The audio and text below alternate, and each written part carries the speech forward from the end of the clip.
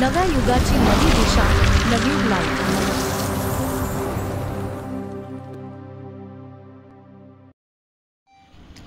पालघर जिल्ह्यातील MIDC परिसरात पुन्हा एकदा भीषण स्फोटाची घटना घडली आहे। पालघर मनोर मार्गावर रेल्वे ब्रिज खाली JP उद्योगनगर येथील लिंबाणी सॉल्ट केमिकल कंपनीत झालेल्या या स्फोटात एका कामगाराचा मृत्यू झाला असून 4 जण गंभीर जखमी झाले आहेत। त्यातील दोघांची प्रकृती चिंताजनक असल्याने त्यांना उपचारासाठी मुंबई येथे पाठवण्यात आले आहे।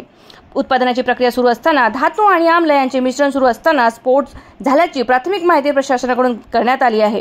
जखमीवर पालघर येथील खासगी रुग्णालयात उपचार सुरू आहेत। दरम्यान पालघरचे पोलीस अधीक्षक यतीश देशमुख घटनास्थळी दाखल झाले असून संपूर्ण घटनाचा तपास सुरू आहे। पालघर MIDC वर वारंवार होणाऱ्या दुर्घटनेमुळे पुन्हा एकदा कामगारांच्या सुरक्षेचा प्रश्न ऐरणीवर आला आहे। सर, पूर्ण काय प्रकार घडला, पण काय माहिती द्या। पालघरमधील लिंबाणी सॉल्ट इंडस्ट्रीज या कंपनीमध्ये आज संध्याकाळी 5:30 वाजता